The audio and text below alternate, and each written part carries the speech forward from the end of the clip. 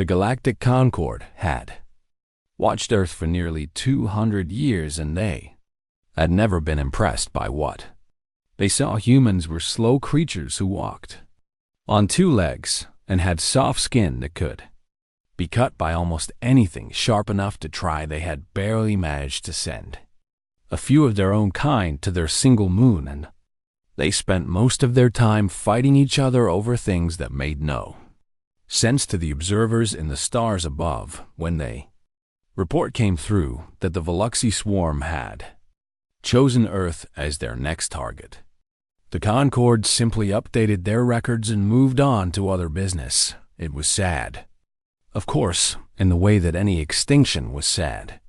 But the Veluxy had consumed 47 worlds already, and nobody had ever stopped them. Earth would simply become number 48 on that list, and the universe would continue spinning as it always had. The Veluxy were not like other species in the galaxy.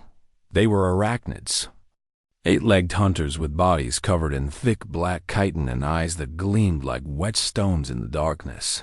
The smallest of them were the size of earth dogs, and they moved in swarms of thousands, overwhelming their prey through sheer numbers. The largest were battle drones that stood as tall as human tanks, with legs that could punch through metal and fangs that dripped venom, capable of dissolving flesh in seconds.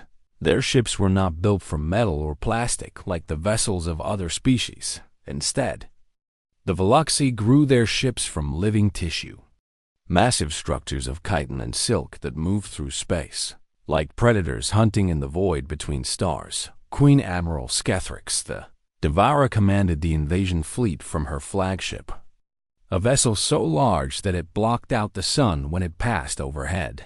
She had lived for 300 years, and she had never known defeat. To her, Earth was simply another meal waiting to be consumed.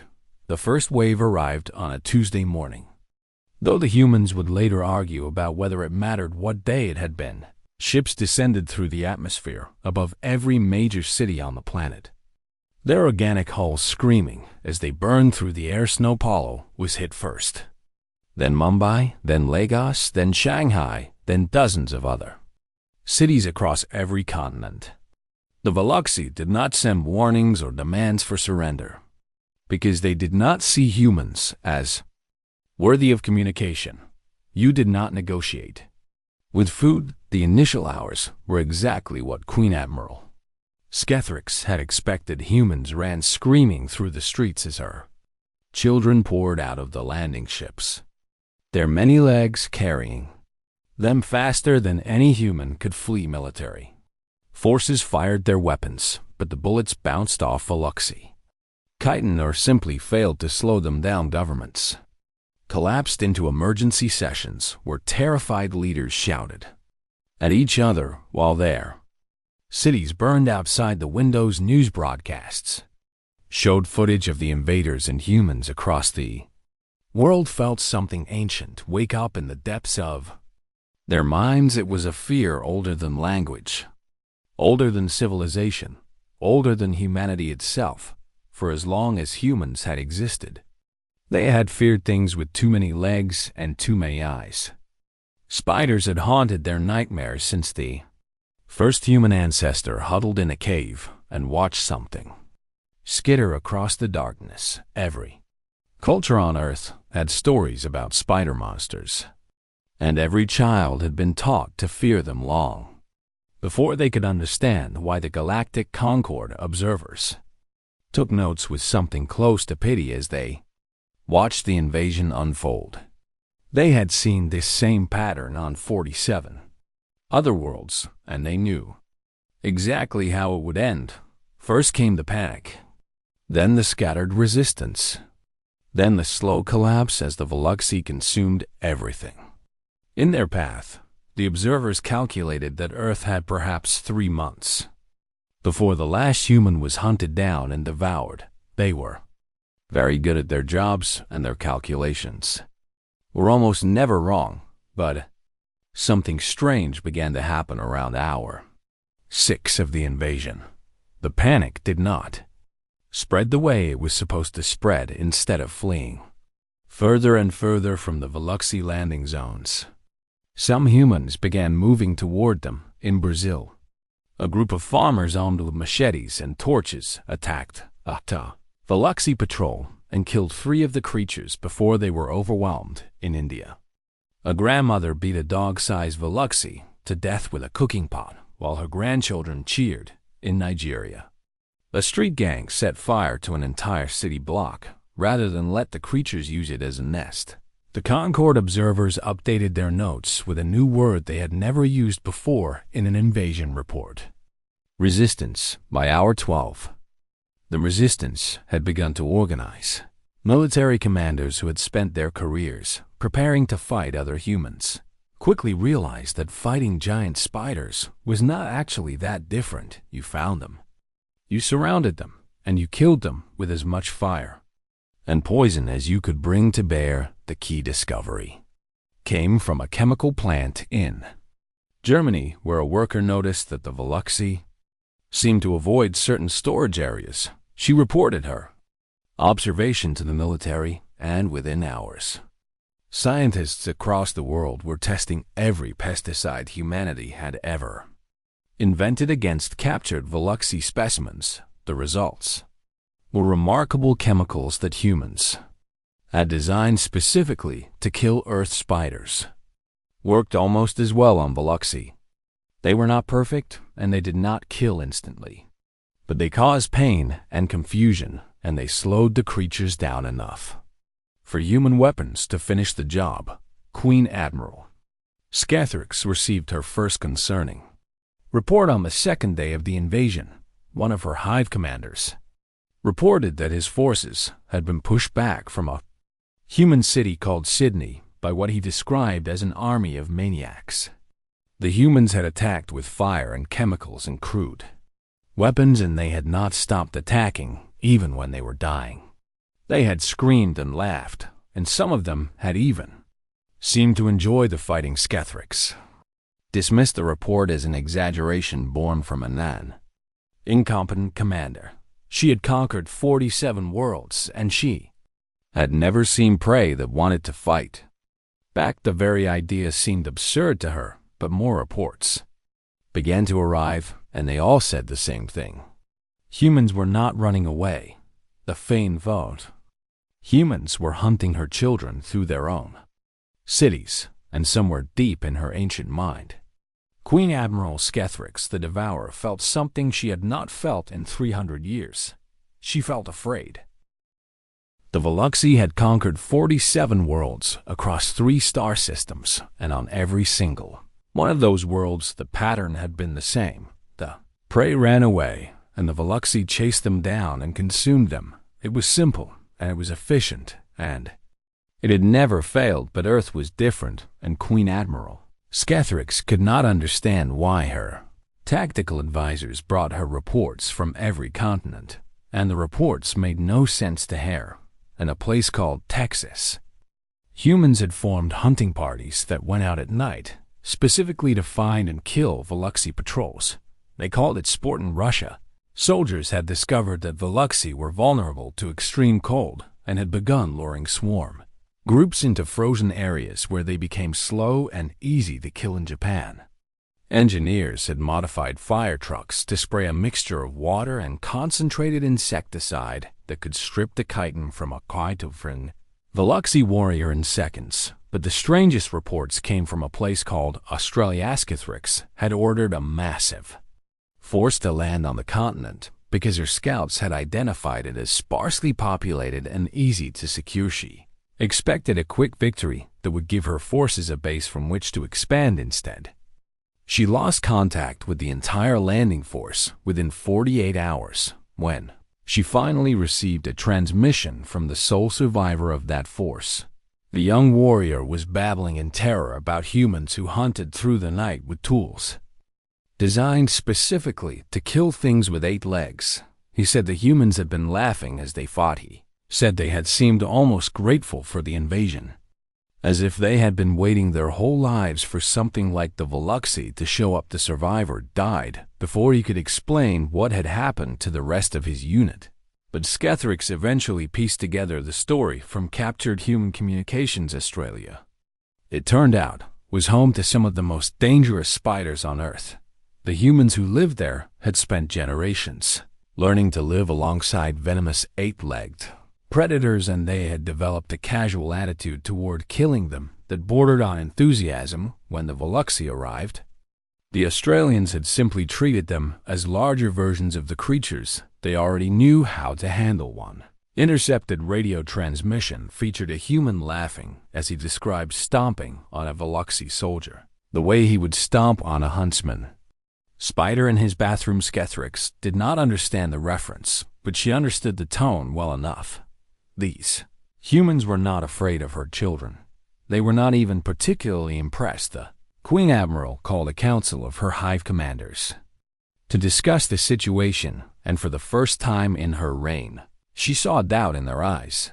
The invasion was not going according to plan. Human military forces had regrouped much faster than expected, and they were using weapons that should not have been effective against Veluxi warriors. More importantly, the civilian population was fighting back with a ferocity that made no strategic sense on other worlds. The prey had always tried to negotiate. Once they realized they could not win, they would offer resources or territory, or even their own children, if it would buy them time. But the humans had not sent a single message asking for terms. They simply kept fighting, kept killing, kept burning everything they could not hold. A young hive commander named Velthos asked the question that all of them were thinking: why do they hate us so much? We have done nothing to them beyond what we do to all prey species. Yet they fight as if we have wronged them personally. Skethrix had no answer because she did not understand human psychology. She did not know that humans had a word for the fear her species in Speri Darachnophia meant, an irrational terror of spiders. An ancient phobia burned into the human brain by millions of years of evolution. Every human alive carried some version of it. Whether they knew it or not, it was the fear of the thing that hides in the corner, the thing that moves too fast on too many legs, the thing that waits in the darkness to bite and poison and kill. The Veluxi had arrived on Earth expecting to find easy prey, but instead they had found a species that had been preparing to fight them since before recorded history began. Every human grandmother who had ever killed a spider with a shoe had passed that knowledge down to her children. Every human child who had ever screamed at a web in the corner had been learning to identify the enemy. Every human scientist who had ever developed a pesticide had been creating weapons for this exact war without ever knowing it. Now that war had finally come, and humanity was ready in a way that no other species had ever been. The turning point came in a battle for a city called Cairo Veluxi. Forces had established a major nest in the ancient structures there, and they had been using it as a breeding ground to produce more soldiers. Human military commanders decided that the nest had to be destroyed regardless of the cost. They sent in 3,000 soldiers, armed with flamethrowers and chemical sprayers and crude melee weapons for when the ammunition ran out.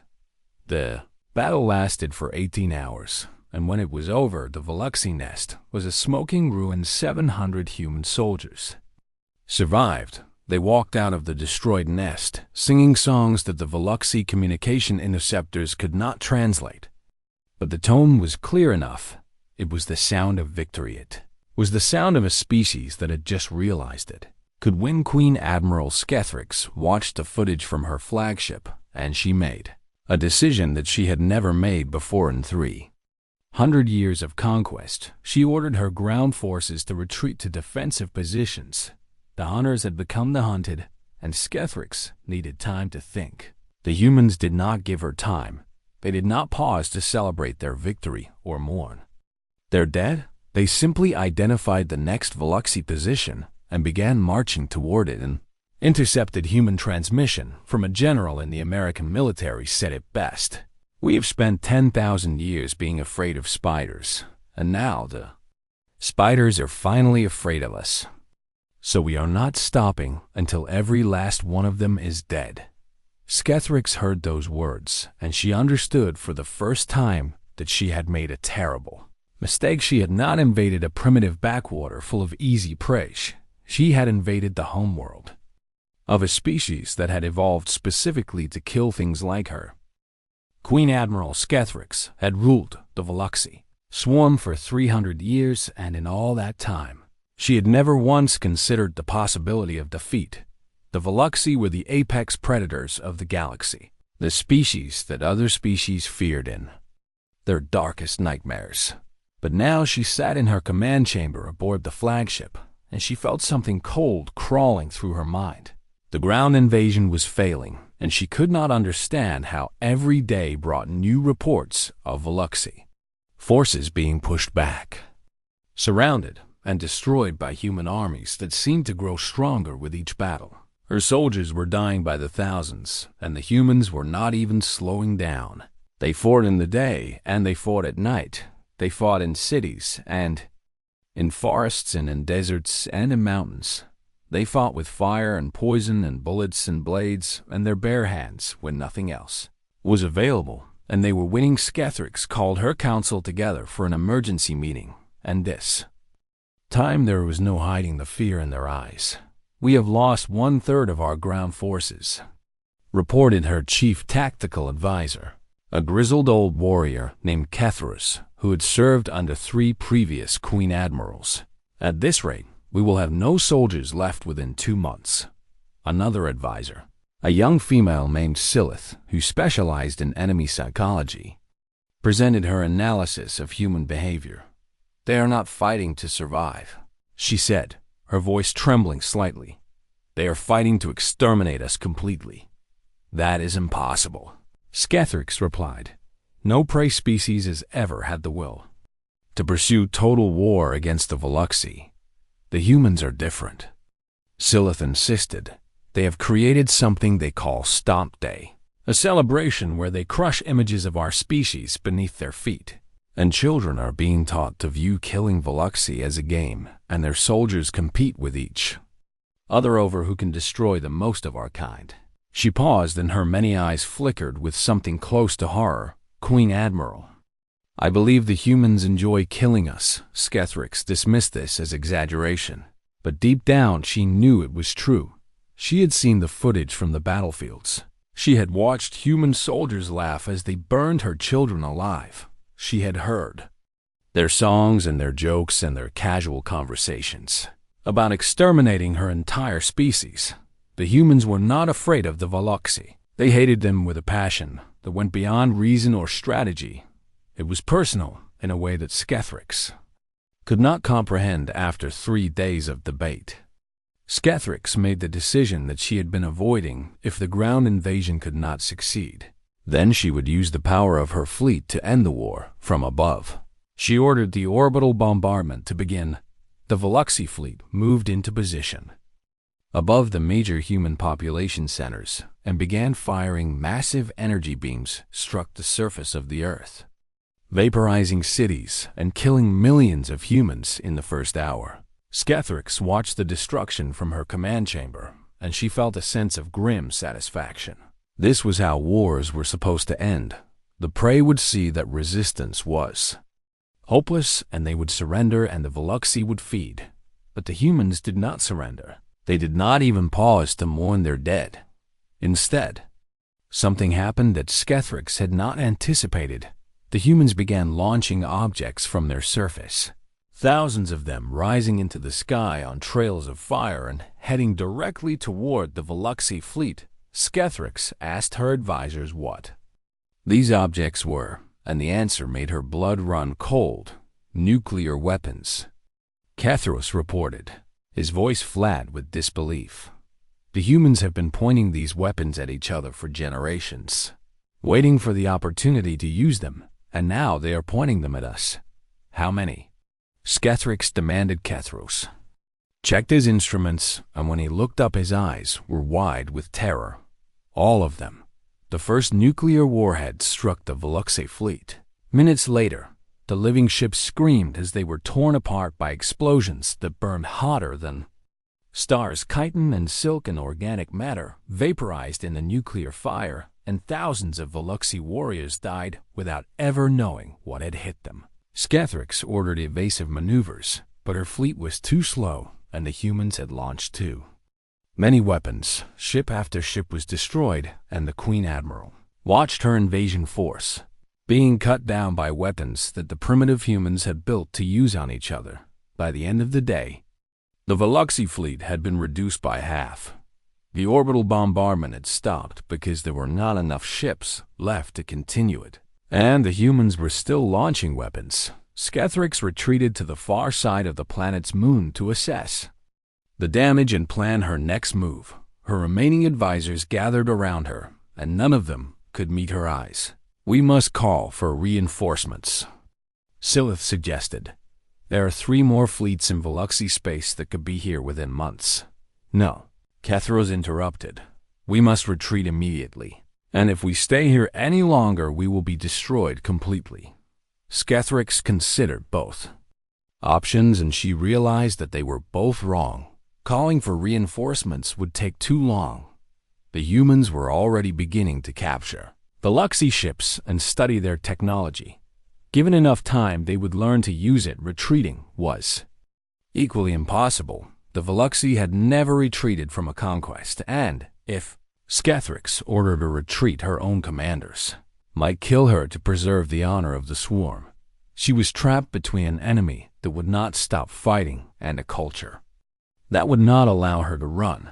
As she sat in her damaged command chamber, trying to find a way out of this impossible situation, a new report came in from the planet's surface. Human ground forces had captured one of the Veluxy breeding ships. They had not destroyed it. They had taken it intact, and they were studying its propulsion systems. Kethros read the report, and his voice was barely a whisper when he spoke. "They are learning how our ships work." Skethrix understood what that meant. The humans were not just fighting to survive anymore. They were preparing to chase the Veluxy into space. And she knew with terrible certainty that if the humans ever developed the ability to travel between stars, they would not stop until they had hunted down every last Veluxy in the galaxy. She had awoken something that should have been left sleeping. She had given the humans a reason to look up at the stars and see enemies instead of mysteries. And now the entire swarm would pay the price for her arrogance. 6 months had passed since the Veluxy first arrived on Earth, and the war had changed in ways that Queen Admiral Skethrix could never have predicted her. Invasion fleet had been reduced to a handful of damaged ships hiding in the shadow of Earth's moon. Her ground forces had been wiped out almost completely, with the last survivors being hunted through remote jungles and mountains by human soldiers who seemed to enjoy the chase. And, worst of all, the humans had learned to fly. The captured breeding ship had given human scientists everything they needed to understand Veluxy propulsion technology. Within weeks, they had built crude copies of the organic engines. Within months, they had improved on the designs. Now a fleet of human vessels hung in orbit around their planet. Ugly metal ships bristling with weapons and carrying crews who had volunteered to pursue the Veluxy into the darkness between stars. Kethris watched them from her command chamber, and she felt the cold grip of despair tightening around her heart. The Galactic Concord observers had stopped taking notes long ago. They were too busy trying to understand what they were witnessing in all their records. Spanning millions of years and thousands of species, they had never seen anything like what was happening on Earth. Primitive species had not only survived a Veluxy invasion, but had turned the tables on their attackers so completely that the predators had become prey. The senior observer, an ancient being named Velthris, who had watched the rise and fall of 100 civilizations, sent a message back to Concord headquarters with a single recommendation: upgrade Earth's threat classification immediately. His superiors asked what level he recommended, and Velthris thought for a long moment before answering: maximum on the surface of Earth. The last Veluxy forces were making their final stand in the Amazon rainforest. They had chosen this location because the dense vegetation gave them cover and the humid environment suited their biology. They believed they could hold out long enough for reinforcements to arrive from Veluxy space. They were wrong. Human soldiers poured into the forest from every direction. armed with chemical sprayers and flamethrowers and machetes that gleamed in the filtered sunlight. They moved through the undergrowth with a patience that seemed almost predatory, checking every shadow and every tree for signs of the enemy.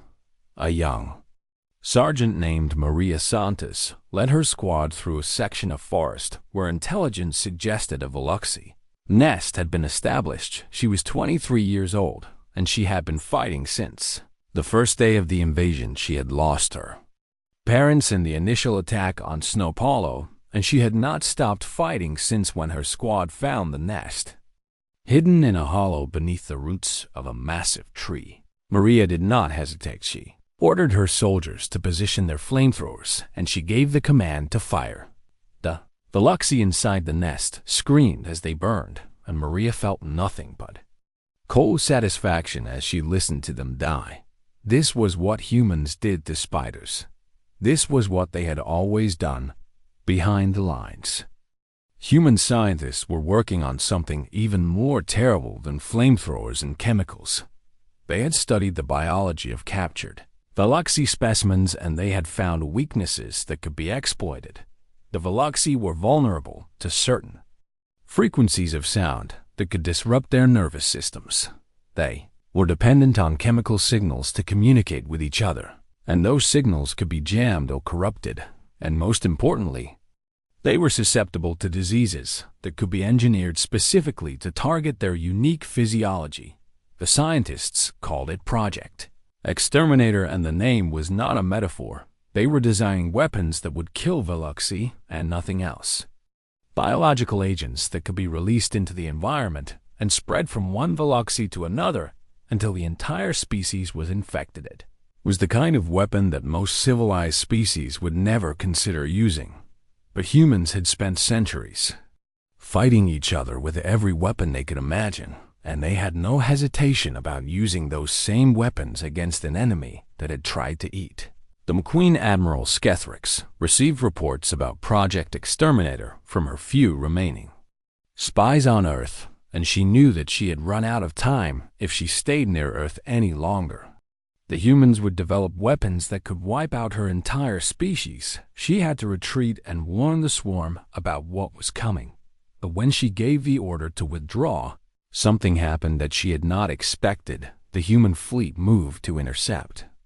Skethrix had assumed that the humans would be satisfied with driving the Veluxi away from their planet. She had thought that once the immediate threat was removed, they would return to their petty internal conflicts and forget about the spiders from space. She was wrong. The human fleet commander, a grim-faced admiral named Jackson Pierce, sent a message to the Veluxi flagship as his ships closed in. "You came to our world to hunt us," he said, his voice cold and steady. "Now we are going to hunt you, and we will not stop until every one of your kind has paid for what you did to our people." Skethrix tried to negotiate. She offered to return all captured humans. She offered to pay reparations. She offered to share Veluxi technology with the humans. Admiral Pierce listened to her offers, and then he replied with a single word: "No." The battle that followed was brief and brutal. The human ships were crude and ugly compared to the elegant organic vessels of the Veluxi, but they were heavily armed and crewed by soldiers who had nothing but hatred in their hearts.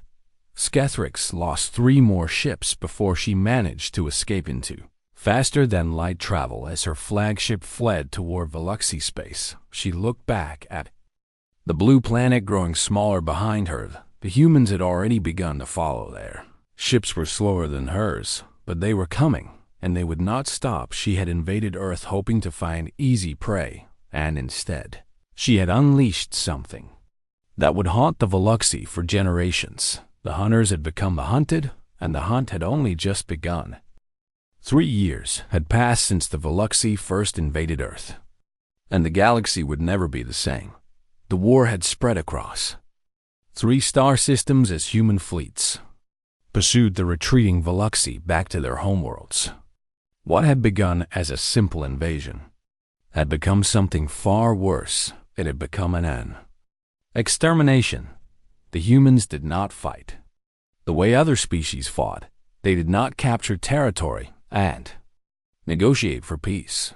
They did not take prisoners or show mercy to defeated enemies. They simply killed every Veluxi they found and moved on to find more.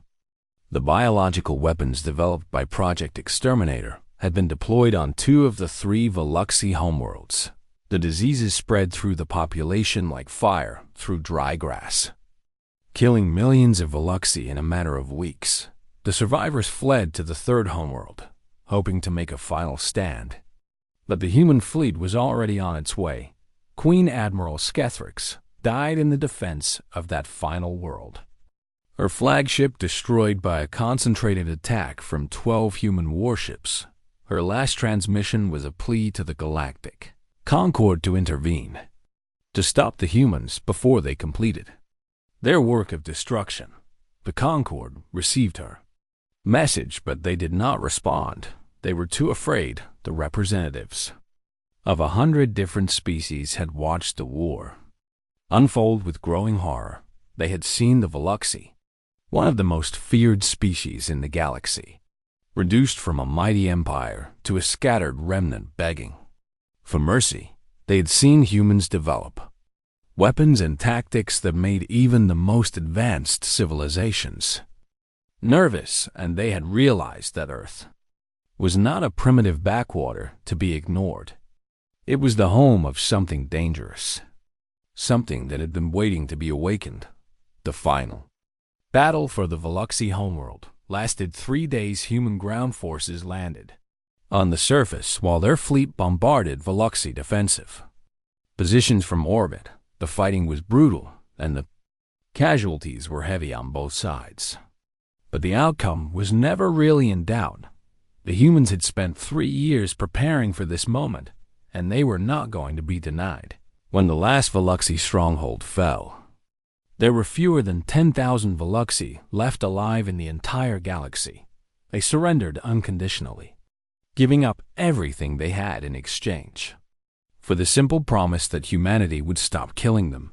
The Galactic Concord held an emergency session to address the new reality that Earth had forced upon them for the first time in 300 years. They invited a new species to send a representative ambassador. Chen Wei arrived at the Concord headquarters aboard a human warship that made the other delegates nervous just by existing. She was a small woman with gray hair and calm eyes, dressed in simple clothing that seemed almost primitive compared to the elaborate costumes of the other ambassadors. But when she walked into the great hall where the Concord held its meetings, every single representative fell silent. They had all seen the footage from the war. They knew what humans were capable of. Chen Wei took her place at the podium reserved for new applicants, and she looked out at the assembled delegates with an expression that was difficult to read behind her. The surviving members of the Veluxi delegation sat in silence, their many eyes fixed on the floor. They had once been the terror of the galaxy. Now they were refugees, dependent on human mercy for their very survival. "Let this be a lesson," Chen Wei began, her voice quiet but clear enough to reach every corner of the hall. "We were content on our little world, building our civilizations and fighting our small wars and dreaming about the stars above us." She paused, and her eyes swept across the assembled delegates. "We were not bothering anyone, and we would have been happy to join your community peacefully, to trade and learn and share what we had with our neighbors among the stars." Her expression hardened slightly. "But you sent spiders." The word hung in the air like a judgment. "Of all the things in the universe you could have sent to us, diplomats or traders or scientists or even ordinary travelers, you sent giant spiders to eat our children." She shook her head slowly. "We have a saying on Earth that I think applies to this situation. And the saying is this: mess around and find out." The translation software struggled with the phrase, but the meaning came through clearly enough. Several delegates shifted uncomfortably in their seats. "Humanity is open for trade," Chen Wei continued. "We are open for alliance and friendship, and all the other good things that civilized species share with each other. She leaned forward slightly. But understand this clearly. Every single one of you. We have been afraid of the dark since we lived in caves. We have been killing things with too many legs since before we learned to speak. Your Veluxi were not our first monsters, and they were just the first monsters we could chase into space. She straightened up and gathered the papers in front of her. Earth formally requests membership in the Galactic Concord. And before you vote, I want you to think very carefully about what kind of neighbors you want humanity to be. She smiled, and it was not a friendly expression. We can be very good friends. But I think you have seen by now what kind of enemies we can be. The vote was unanimous. Earth was admitted to the Galactic Concord without a single objection. The delegates filed out of the Great Hall in silence, each of them thinking about what they had just witnessed. A new power had risen in the galaxy, born from fear and fire and the ancient hatred of a species that had spent millions of years learning to kill things with 8 legs.